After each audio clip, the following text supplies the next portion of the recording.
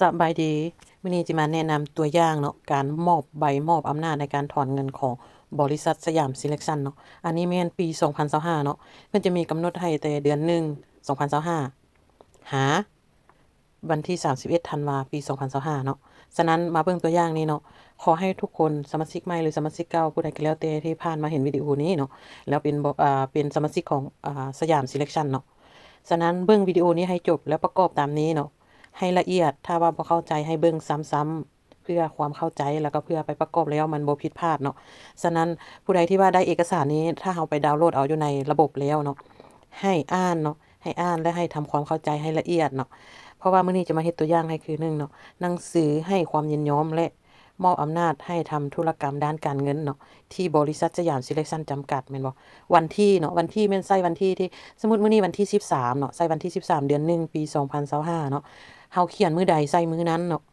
ก็คือเฮาประกอบเอกสารทั่วไปนี่แหละเนาะทุกคนเนาะแล้วบัดนี้โดยหนังสือฉบับนี้ข้าพเจ้าชื่อนางโกนางขอนางคอนางหยังก็แล้วแต่เนาะให้เขียนชื่อตัวเองใส่เนาะให้เขียนชื่อตัวเองใส่เนาะหลังจากนั้นเนาะซึ่งเป็นผู้ถือบัตรเลขบัตรประจำตัวถ้าตัวเองเอาบัตรประจำตัวยั่งยืนให้ใส่เลขที่บัตรประจำตัวถ้าว่าเฮาเอาสมโนครัวยั่งยืนให้ใส่เลขที่สมโนครัว หรือถ้าเราจะใส่หนังสือผ่านแดนหรือว่าพาสปอร์ตเนาะในการหนังสือผ่านแดนเราเดินทางนะก็ให้ใส่เนาะเลขที่อย่างก็1 2 3 4 5หรือว่าเลขที่อย่างที่เพิ่นออกให้เนาะคือหนังสือผ่านแดนสามัญครัวบัตรประจำตัว3อย่างนี่นะใส่อันใดอันหนึ่งก็ได้เด้อใส่สามัญครัวละแล้วสามัญละแล้วพาสปอร์ตละแล้วหนังสือบัตรประจำตัวเนาะใส่อันใดอันหนึ่งเนาะบ่จำเป็นต้องใส่3อย่างใส่อันใดอันหนึ่งเนาะแล้วออกให้บัดนี้เนาะ ออกให้ก็คือว่าออกที่เนาะปกสหยังเนาะสมมุติบัตรประจำตัวปกสเมืองปกสแขวงเนาะที่ว่าตัวเองอยู่หั่นน่ะหรือบัตรพาสปอร์ตเนาะที่หยังเนาะที่นครหลวงที่เมืองที่แขวงหยังก็แล้วแต่ที่ว่าตัวเองออกหั่นน่ะเนาะแล้วก็เขียนใส่เนาะออกให้ที่เนาะค้างวันที่เนาะวันที่15เดือน5ปี2010บ่ปี2020บ่ปี2025ปี2024 23หยังก็แล้วแต่เนาะค้างวันที่เนาะเบิ่งนำปึ้มสำนึกครัวปึ้มบัตรประจำตัวเฮาเนาะหรือหนังสือผ่านแดนเฮาจะมีเห็นอยู่นี่แหละเนาะ ละเอียดเนาะแล้วที่เนาะที่อยู่เนาะที่อยู่ของปึ้มสมุนครัวบัตรประจำตัวมันจะมีเนาะที่นครหลวงที่แขวงเนาะสมมุติแขวงเสียงขวางแขวงหัวพันแขวงพงศาลีหรือแขวงหยังก็แล้วแต่เขียนใส่เนาะหลังจากนั้นเนาะสุดแถวนี้เนาะแล้วมาเบอร์โทรเนาะเบอร์โทรตัวเองเนาะ020หรือ030เนาะใส่เบอร์โทร1 2 3 4 5ตามเบอร์โทรตัวเองนั่นแหละเนาะที่ว่าติดต่อได้เนาะและรหัสสมาชิกเนาะรหัสสมาชิกก็คือรหัสสมาชิกของศาลมันจะอยู่ในหน้าระบบเนาะมันจะมีรหัสสมาชิกที่แนะนำและรหัสสมาชิกของศาลใส่รหัสตัวเองไปเนาะ หลังจากนั้นเนาะอ่านให้เข้าใจเนาะขอให้ยินยอมและมอบอำนาจให้เท้าสสีทันพุทธิคุณปัญญานี่เนาะซึ่งเป็นผู้ถือบัตรประชาชนเลขที่เนาะเพิ่นก็เขียนเลขใส่เนาะออกให้ที่สนยสนงเห็นบ่เพิ่นก็เขียนตามนี้ปีเนาะและที่อยู่นี่เพิ่นก็เขียนตามนี้เลยเห็นบ่ยินยอมให้รับเงินแทนโดยโอนเงินเข้าบัญชีในนามบุคคลที่ได้รับมอบอำนาจเนาะเป็นผู้มีสิทธิ์ในการรับเงินโอนถอนเงินของบริษัทสยามซิเลคชั่นเนาะอ่านให้จบเนาะทุกคนเนาะ และระยะในการมอบอำนาจตั้งแต่วันที่1มังกรก็คือวันที่1เดือน1เนาะปี2025หาวันที่31ธันวาเนาะก็คือ31เดือน12เนาะท้ายปีเนาะเพราะอันนี้มันเป็นต้นปีเลยเนาะหลังจากนั้นเนาะข้าพเจ้าขอรับผิดชอบในเงื่อนไขต่างๆนี่เนาะอ่านให้จบเนาะหลังจากนั้นเฮาเขียนถึงพี่เรียบร้อยแล้วมาเขียนอยู่ลุ่มนี่เนาะลายเซ็นนี่ลายเซ็นตัวเองเนาะตัวหนังสือสีเขียวนี่นะเนาะลายเซ็นเนาะเฮาก็คือเฮาเซ็นชื่อเฮาใส่เนาะเซ็นลายเซ็นตัวเองน่ะเขียนเซ็นใส่หลังจากนั้นตัวที่ว่าในวงเล็บจ้ำๆๆยาวๆหนังสือสีม่วงที่เขียนนี่นะชื่อแจ้งก็คือชื่อนางกอก็เขียนนางกอนามสกุลใส่เนาะสินะชื่อและนามสกุลตัวเองใส่เนาะแล้วลายเซ็นที่ว่าเท้าสสิทันนี่นะก็คือลายเซ็นอาจารย์ปอมๆเนาะเพิ่นเซ็นไว้แล้วเนาะฉะนั้นเฮาจะเซ็นเฮาต้องเซ็นใส่ถึงพี่เด้อเฮาเซ็นใส่ถึงพี่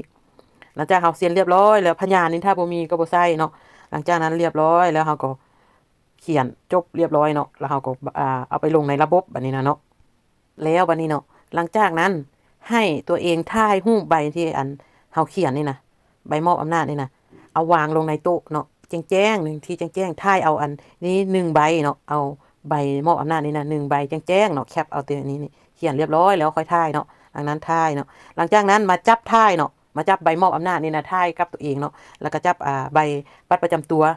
ถ้าว่าไซส์บัตรประจำตัวถ้าไซส์สำเนาครัวให้จับสำเนาครัวถ้าไซส์พาสปอร์ตให้จับพาสปอร์ตเนาะหลังจากนั้นมาจับเนียบแบบนี้เนาะจับเนียบแบบนี้ จับ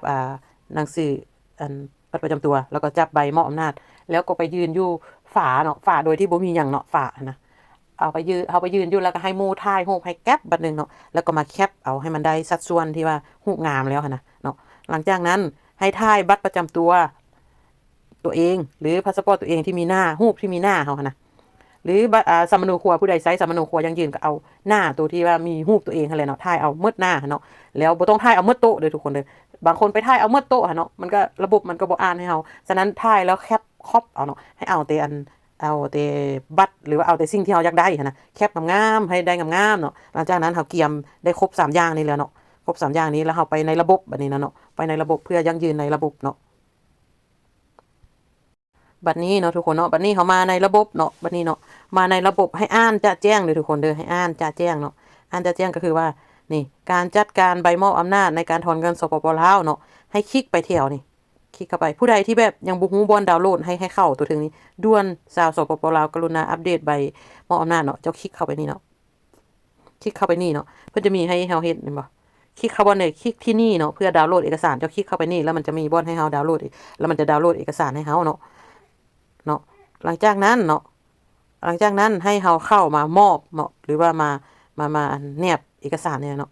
ให้เฮาแนบสมมุติเนาะข้อ1เนาะอ่านให้ละเอียดเนาะข้อ1ใบมอบอำนาจพร้อมลายเซ็นเห็นบ่เฮาก็คลิกเข้าไปเนาะใบมอบอำนาจพร้อมลายเซ็นเฮาก็เลือกไฟล์เนาะเฮาก็กดเลือกไฟล์นี่แล้วก็เอาใบที่เฮาเขียนตัวอย่างอันนี้เขาเฮ็ดตัวอย่างให้เบิ่งเด้อทุกคนเด้อหลังจากนั้นเนาะให้กดยืนยันบ่นี่กดยืนยันแล้วเนาะข้อต่อไปข้อ2แม่นบ่ถ้าว่าเฮาบ่ฮู้เพิ่นสิมีบ่อนให้ว่าคลิกที่นี่เพื่อดูตัวอย่างเห็นบ่ข้อที่2นี่เนาะถ่ายรูปมอบอำนาจคู่กับใบมอบอำนาจคือตัวที่ค่อยอธิบายเมื่อกี้เนาะหลังจากนั้นเฮาก็คลิกเข้านี่เปลี่ยนเอกสารใหม่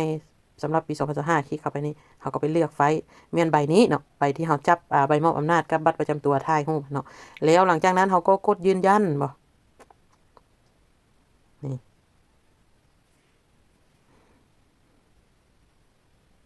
หลังจากนั้นเฮากดยืนยันแล้วเนาะข้อที่3ข้อสุดท้ายเนาะบัตรประจำตัวหรือหนังสือเดินทางหรือสำเนาครัวเนาะเฮาก็เอาบัตรประจำตัวเฮาเข้าไปเฮาเอาเลือกบัตรประจำตัวเฮาก็กดเลือกบัตรประจำตัวเฮาก็กดยืนยันบัดนั้นนะ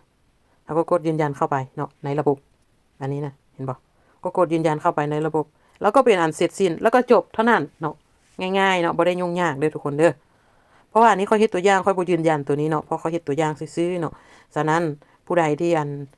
ยังบ่เข้าใจหรือว่ามีปัญหาตัวใดทักหาก็ได้เนาะละน้อยเดี๋ยวละน้อยจะแนะนำให้เนาะหวังว่าทุกคนจะเบิ่งคลิปวิดีโอนี้เป็นตัวอย่างแล้วก็เป็นกรณีศึกษาเนาะถ้าว่าบ่เข้าใจให้เบิ่งซ้ำ2เทื่อเบิ่งเด้แล้วไปเฮ็ดเด้เบิ่งเด้แล้วไปเฮ็ดเด้ก็ได้เนาะเพื่อความเข้าใจแล้วก็ฝากสอนสมาชิกตัวเองให้เป็นคือตัวเองถ้าตัวเองเป็นแล้วสมาชิกตัวเองเป็นแล้วก็สบายเนาะฉะนั้นขอบใจหลายๆทุกคนที่รับชมเนาะขอบใจหลายๆเด้อ